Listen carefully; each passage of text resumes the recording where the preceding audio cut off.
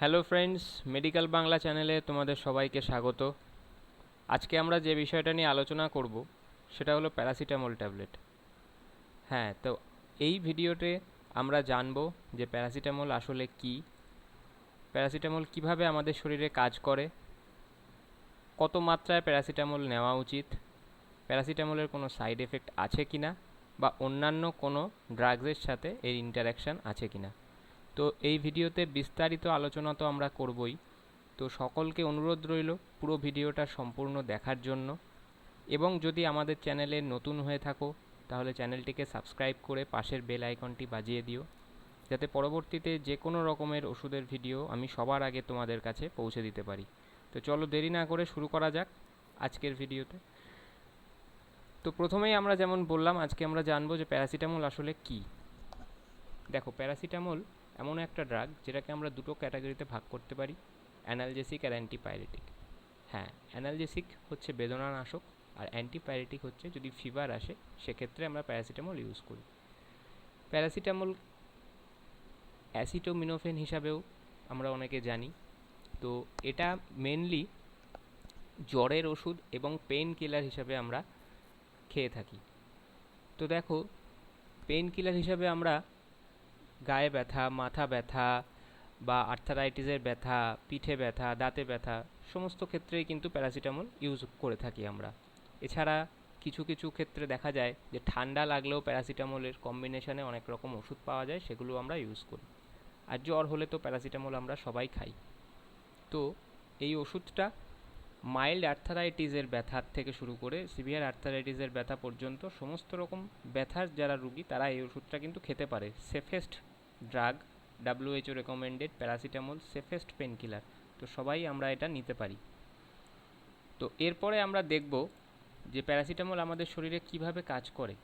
তো দেখো, এখনও পর্যন্ত এটা জেনে ওঠা যায়নি যে প্যারাসিটামলের এক্স্যাক্ট ওয়ার্কিং ফাংশনটা কী আমাদের শরীরে। তবে সায়েন্টিস্টরা মনে করে যে ওষুধটা আমাদের ব্রেনের সেন্ট্রাল নার্ভাস সিস্টেমে কোনো একটা অংশে কাজ করে থাকে। কি কাজ করে থাকে না, আমাদের যে ব্যথা আমরা অনুভব করি, তো আমাদের সেন্ট্রাল নার্ভাস সিস্টেম আছে ব্রেনে, তো সেখানে প্রোস্টাগ্ল্যান্ডিন নামে একটা গ্ল্যান্ড আছে। সেই গ্ল্যান্ড থেকে কিছু সাবস্ট্যান্স রিলিজ হয়, তো সেইটার জন্যই আমরা কিন্তু কোথাও ব্যথা অনুভব করি। তো প্যারাসিটামল কি করে, সেটাকে প্রিভেন্ট করে। প্রোস্টাগ্ল্যান্ডিন যে গ্ল্যান্ডটা, সেটার থেকে যে সাবস্ট্যান্সটা রিলিজ হয়, প্যারাসিটামল সেটাকে প্রিভেন্ট করে। তার ফলে আমরা ব্যথাটা আর অনুভব করতে পারি না। দেখো, প্যারাসিটামল, অ্যাসপিরিন এবং আইবুপ্রোফেন, যেটা আমাদের আরও অন্যান্য পেন কিলার রয়েছে, তাদের মতোই মাইল্ড থেকে মডারেট পেন, সমস্ত রকম ব্যথা কিন্তু উপশমে সাহায্য করে। এমনকি জ্বরের ক্ষেত্রে তো প্যারাসিটামলের ব্যবহার হয়েই থাকে। ঠিক আছে, তো এবার আমরা দেখব যে আমরা কতটা মাত্রায় প্যারাসিটামল নিতে পারি। দেখো, এটা ডিপেন্ড করছে যে ব্যক্তি নিচ্ছে তার বয়স, তার ওয়েট, সমস্ত কিছুর ওপর। ফর এক্সাম্পল যদি আমরা বলে থাকি, একজন অ্যাডাল্টস 1 থেকে 2 ট্যাবলেট 500 mg অথবা 650 mg এভরি 4 to 6 আওয়ার্স নিতেই পারে। তো সেটা যদি আমরা হিসাব করি, দেখা যাচ্ছে সেক্ষেত্রে যে 2000 থেকে 2400 mg আমরা নিতেই পারি সারাদিনে। কিন্তু হ্যাঁ, এটা মাথায় রাখতে হবে যে 4 থেকে 6 ঘন্টার ইন বিটুইন গ্যাপটা যেন অবশ্যই থাকে। একটা ওষুধ খাওয়ার পরেই যেন আমরা আরেকটা ওষুধ না খেয়ে ফেলি। মিনিমাম 4 থেকে 6 ঘন্টা গ্যাপে আমরা প্যারাসিটামল নিতেই পারি।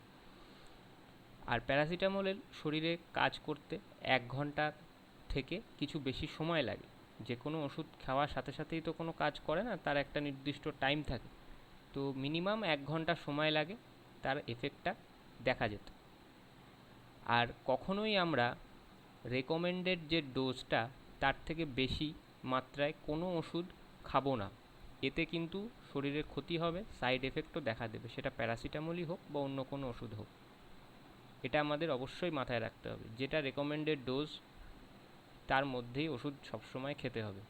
এমন নয় যে না, আমার জ্বর কমছে না, ব্যথা কমছে না, আমি 2400 mg সারাদিনে নিতে পারি, আমি তার চেয়ে বেশি নিয়ে নিলাম, এরকম কিন্তু কখনোই কেউ করো না।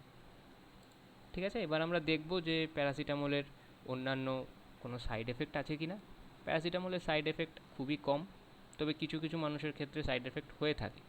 যেমন ধরো শ্বাস নিতে কষ্ট হচ্ছে, ডিফিকাল্টি ব্রিথিং, কারোর ধরো নিঃশ্বাস নিতে কষ্ট হচ্ছে, বা সোয়েলিং অফ ইউর ফেস, কারোর মুখ ফুলে গেছে বা ঠোঁট ফুলে গেছে বা জিভ ফুলে গেছে বা গলাতে কোনো প্রবলেম হচ্ছে, এইগুলো যদি হয় তাহলে ডাক্তারের সাথে অবশ্যই তুমি দেখিয়ে নেবে। এছাড়াও যদি তোমাদের এরকম কোনো সাইড এফেক্ট হয়, ধরো লো ফিভার উইথ নজিয়া, তোমাদের জ্বর এসছে খুব হালকা এবং সাথে তোমাদের গা বমি বমি ভাব রয়েছে, বা ধরো তোমরা এই ওষুধটা খাওয়ার পরে তোমাদের স্টমাক পেন, পেটে ব্যথাও হচ্ছে, লস অফ অ্যাপিটাইট, ধরো খিদে হচ্ছে না, ডার্ক ইউরিন, তোমাদের ইউরিনটা ডার্ক হচ্ছে, বা জন্ডিস হয়েছে, এরকম যদি কোনো এফেক্ট দেখা দেয় প্যারাসিটামল খাওয়ার পরে, তো ইমিডিয়েট ড্রাগ স্টপ করে তোমরা তোমাদের লোকাল যে ডক্টরকে তোমরা দেখাও তার পরামর্শ নিয়ে তবেই প্যারাসিটামল ইউজ করো। ঠিক আছে, এবার আমরা দেখব যে প্যারাসিটামলের অন্যান্য ড্রাগের সাথে কী ইন্টারাকশানস আছে।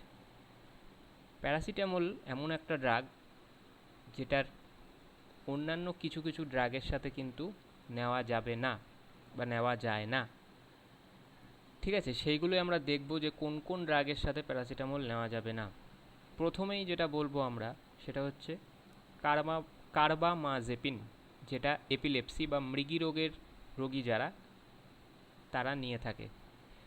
মৃগী রোগী যারা, তারা যে কার্বামাজেপিন বলে একটা ওষুধ হয় সেই ওষুধটা নেয়, তারা কিন্তু প্যারাসিটামল নিতে পারবে না একসাথে।